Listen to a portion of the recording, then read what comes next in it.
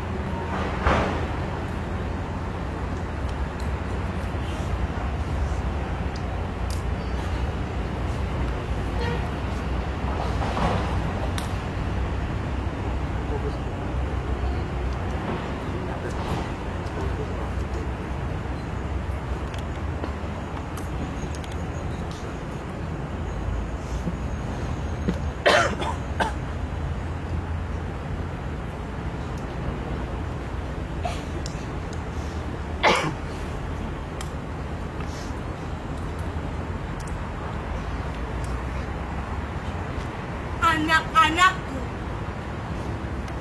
anak yang cantik,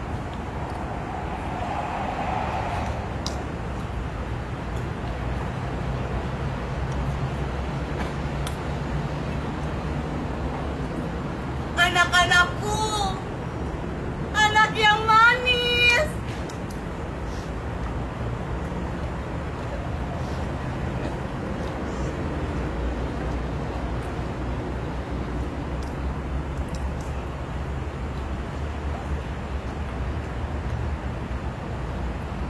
Anak-anakku bakal jadi calon ibu yang baik.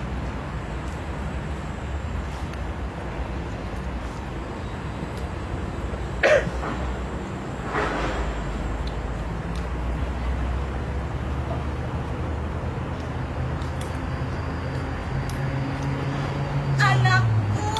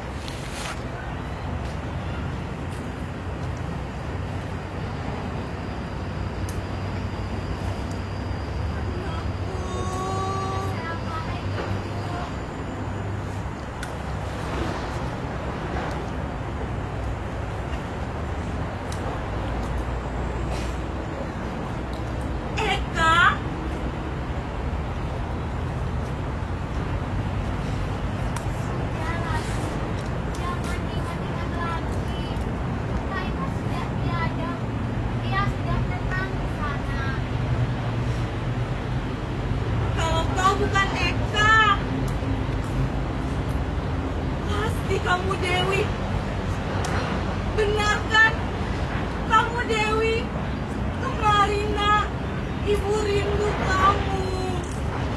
Akhirnya belum pulang, belum ada kabarnya. Aku Triska, susu ibu. Kau, Rizka, anakku. Sudah besar kau nak sekarang. Jangan pernah tinggalkan ibu.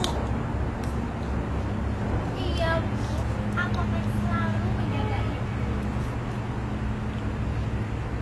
Hari sudah semakin gelap. Sebaiknya kita masuk ke rumah ya, Bu.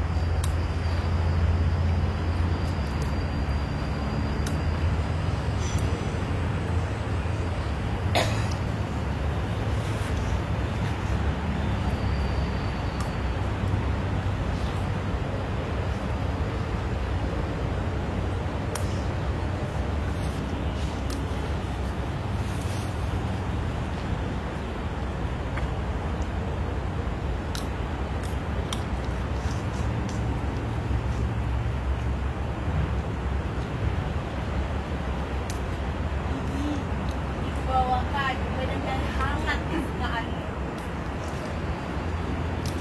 Iya, sebentar.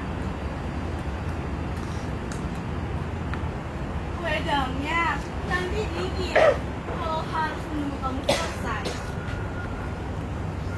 Nanti sudah tidak enak lagi.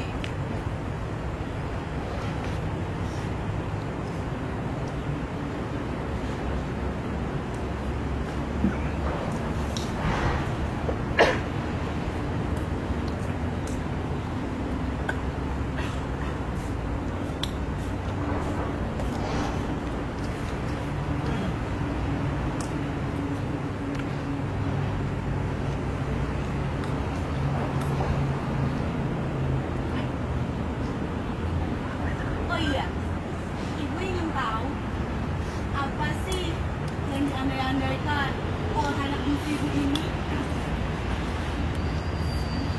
Beberapa orang berkata, berandai-andai jangan terlalu tinggi. Katanya lagi, kalau tidak kesampaian, nanti kita akan jatuh, akan sakit sekali. Itu kan kata mereka.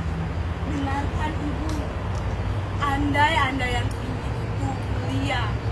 Asalkan kamu sadar bagaimana kamu memulainya. Jika kamu menemui kesulitan, maka sadarilah nak jejakmu sebelumnya. Nantinya kamu akan menemukan jalan yang lain. Iya juga ya, Bu. Jadi, yang diandai-andaikan oleh anak muslim ini Sebenarnya sederhana, hanya menggambar, terus menggambar.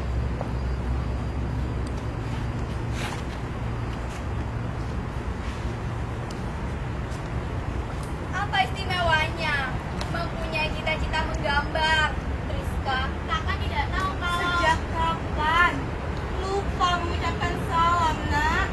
Assalamualaikum. Waalaikumsalam.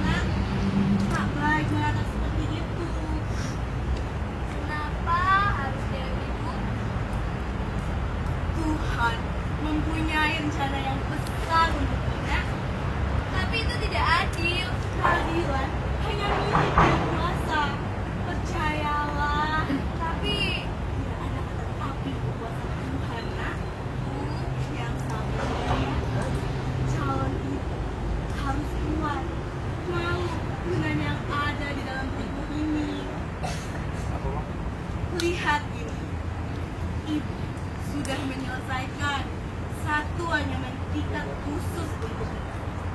Warnanya lebih segar kan? Dan yang satu itu untuk kakakmu Eka. Ya, untuk Eka yang kini telah mengandung anak keduanya. Haruskah? Dulu, sewaktu ibu mengandung kakakmu Eka, mendiang nenekmu membuatkan kita khusus untuk ibu. Nenek bilang, ini sudah menjadi tradisi dari leluhur kita. Anyaman tikar berguna saat kau melahirkan dan membesarkan anakmu hingga dewasa.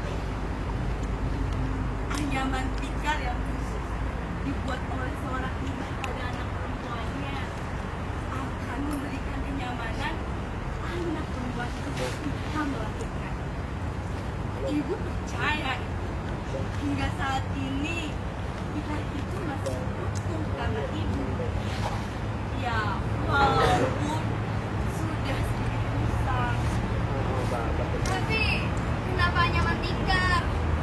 Untuk mengingatkan anak ibu yang asuhan dia. Anyaman tikar adalah alas yang nyaman dan baik. Begitu juga dengan seorang ibu.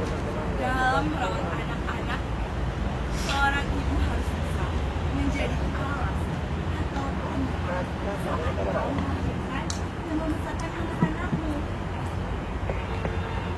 Anyaman tikar yang terbuat dari alas akan tertiup badai dan tidak mungkin menjadi alas yang baik. Akan ada yang mengokohkannya, Apa itu?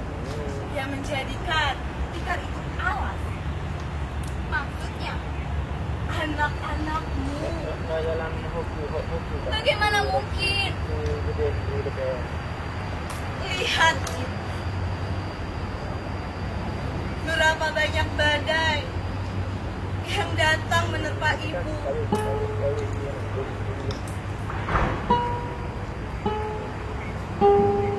Sebut saja yang kau ingat. Bapakmu meninggal ketika ibu mengandung adikmu Priska.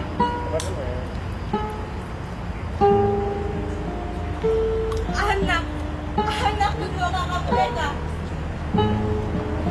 juga meninggal di hari ke-10-nya. Padahal ibu sangat ingin menimang cucu. Dan sekarang rumah tanggamu nak yang sedang diambang batasnya. Ibu goyah. Ibu merasa tikar yang diombang-ambingkan oleh angin. Tapi ibu masih bisa tetap kuat karena ada kalian, anak-anak itu yang menguatkan. Tapi Dewi belum siap menjadi seperti ibu. Kau harus belajar nak. Ibu, airnya sudah mendidih. Sabar, ibu lupa kalau sudah memasak air untuk minum kita.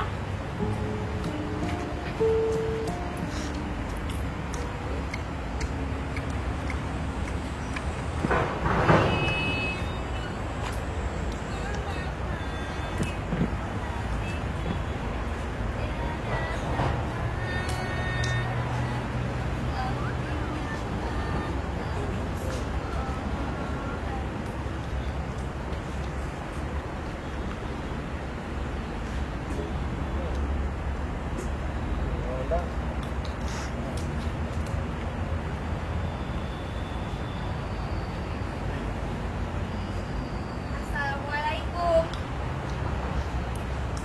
Assalamualaikum. Assalamualaikum. Bahkan salam pun tidak dijawab. Adikku yang satu ini beratap terus kerjaannya. Sudahlah, tidak baik beratap terus.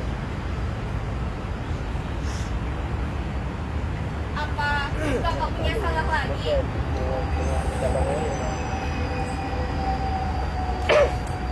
Menjawab salam tak perlu dengan pengeras suara, kau. Dari dalam hati juga sudah cukup.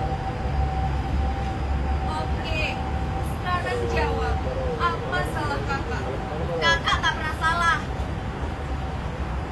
Diamu itu tajam jika kakak punya salah.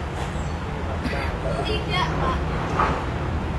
Kakak ini sudah mengenalmu lebih dari 20 tahun. Iya, benar. Sudah jelas. Tapi kakak tak pernah salah. Aku yang selalu salah.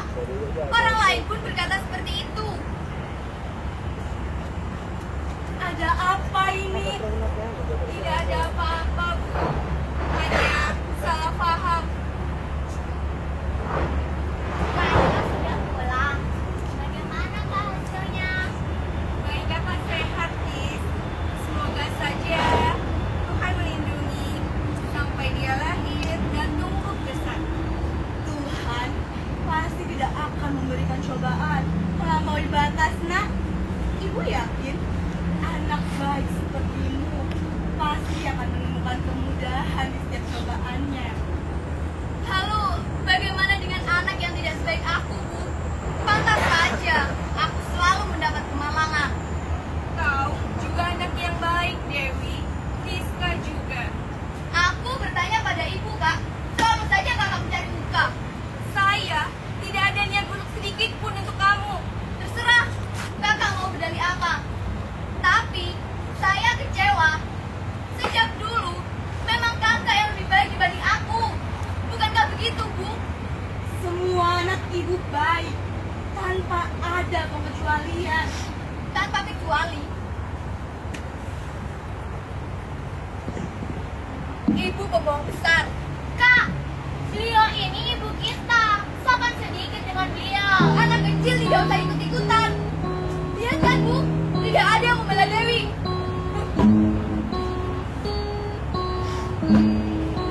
Kenapa lagi dengan Dewi? Kak Eka seperti tidak mengenal Kak Dewi saja. Dia kan selalu begitu, ngambil. Gus, tidak baik berkata seperti itu. Suami kakakmu Dewi bukan orang yang bertanggung jawab. Dia pergi menghilang begitu saja. Tadi pagi, Mina memberitahu bahwa suami Dewi Arul menikah lagi.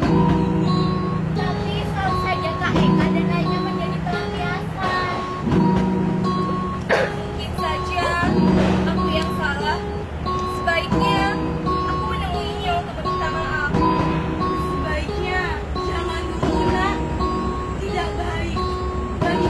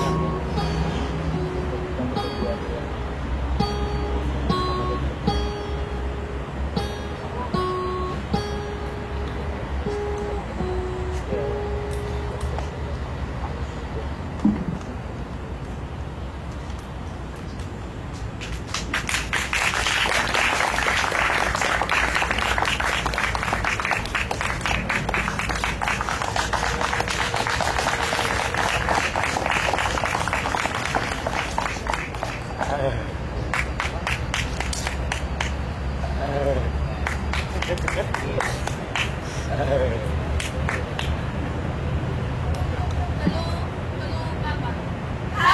hatimu menyatu dalam teater hampa.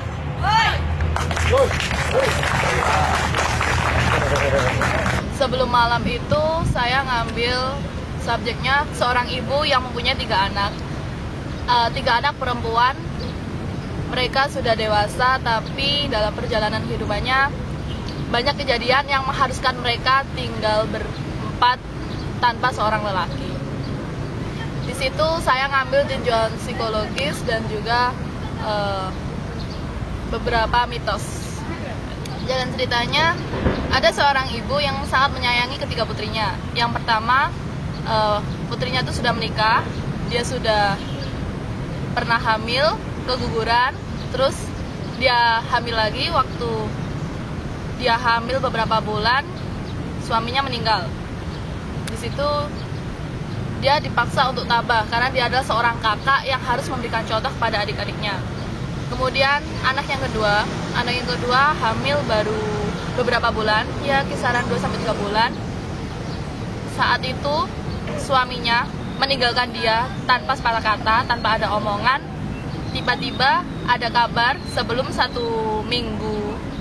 seminggu sebelumnya ada kabar kalau suaminya akan menikah lagi dengan wanita lain, dan istrinya yang anak kedua itu si Dewi namanya, itu nggak tahu sama sekali. Kemudian anak ketiga, dia adalah anak yang penurut. Dia anak terakhir yang dipaksa untuk menjadi seseorang yang sangat menyayangi ibunya. Jadi dia tidak boleh pergi dari rumah itu. Ditambah lagi dia hanya punya seorang ibu. Ayahnya sudah pergi ketika dia baru lahir. Situ anak terakhir mengabdi sama ibunya sampai dia harus kehilangan pendidikannya, dia harus kehilangan cintanya. Tapi di situ saya tidak menggambarkan terlalu gamblang tentang tokoh ketiga. Yang saya gambarkan adalah seorang Dewi, anak kedua, di mana dia mempunyai karakter yang lebih dari kakaknya dan adiknya. Di mana dia merasa dia tidak dianggap karena dia selalu terlihat salah, nggak ada yang benar. Cerita itu sudah dipentaskan sebulan sebelum teman-teman. Kebetulan itu pentas perdana anak-anak angkatan baru. Terus penulis naskahnya juga anak sanggar, namanya Isan. Nah, si Isan ini dia punya keluarga, omnya kalau nggak salah. Omnya itu kayak gitu. Budenya. Jadi budenya itu punya 3 saudara. Yang pertama meninggal, yang kedua ditinggal sama suaminya, yang ketiga sampai tua dia nggak nikah karena dia sayang sama ibunya, sedangkan bapaknya sudah mati sejak dia lahir. Jadi dilatari dari situ. Kemudian selain dari tinjauan psikologis, kita juga melakukan penelitian kepada sekitar 15 responden, di mana responden itu adalah seorang yang lahir dari 3 bersaudara, entah dia anak pertama, kedua, atau ketiga. Kita wawancarai dan memang benar anak kedua itu dia selain mempunyai bakat yang berbeda, dia juga mempunyai karakter yang ingin selalu menonjolkan diri. Ibu pembohong besar. Kak, beliau ini ibu kita. Sopan sedikit dengan beliau. Anak kecil tidak usah ikut-ikutan. Iya kan, Bu? Ini kan sebelumnya pernah pentas. Nah, sebelum pentas itu teman-teman baru semua, dari sutradara, aktor, kemudian tukang set panggung, musik, make up, kostum, semua anak baru. Kemudian kan waktu itu ada dua yang dipentaskan, yang satu tentang bapak, kemudian yang satu tentang sebelum malam. Saya lihat mana pementasan yang menurut saya paling bagus, itu yang akan saya bawa ke teman-teman, yang akan saya sutradarai. Nah, saya lihat sepertinya mengkaji naskah yang sebelum malam ini lebih baik lah. Dari situ saya lihat aktornya, siapa yang mau berangkat ke sini. Ternyata cuma ada dua aktor dari pementasan sebelum malam sebelumnya, kan? Jadi yang 2 kan baru. Dari situ saya punya waktu 3 minggu untuk membentuk model yang baru. alhamdulillah, walaupun mereka anggota baru yang baru 2 bulan ikut hampa, latihannya berjalan lancar. Saya latihannya setiap hari latihan, setiap malam. Kalau misalkan akhir pekan itu kita latihan semalam sampai pagi selama 2 minggu. Sampai dia lahir dan tumbuh besar. Tuhan pasti tidak akan memberikan cobaan melampaui batas. Nah, ibu yakin anak Saya ingin menunjukkan bahwasanya ya memang secara psikologis anak kedua selalu lebih unggul karakternya. Di sini adalah orang-orang yang mungkin dalam posisi seperti itu seharusnya dia bisa menggembleng anak kedua untuk jadi yang lebih baik. Karena gini, kalau misalkan 2 bersaudara ya, yang satu dia sains, yang satu selalu ikut sains.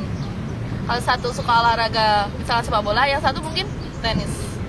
Tapi kalau 3, dia satu suka drama, yang kedua suka nyanyi, yang ketiga suka gambar. Kalau adik saya sendiri, ya, saya suka drama, adik saya atlet pencak, yang satu lagi dia suka nari. Jadi benar-benar berbeda, bisa seni saja, bisa seni sama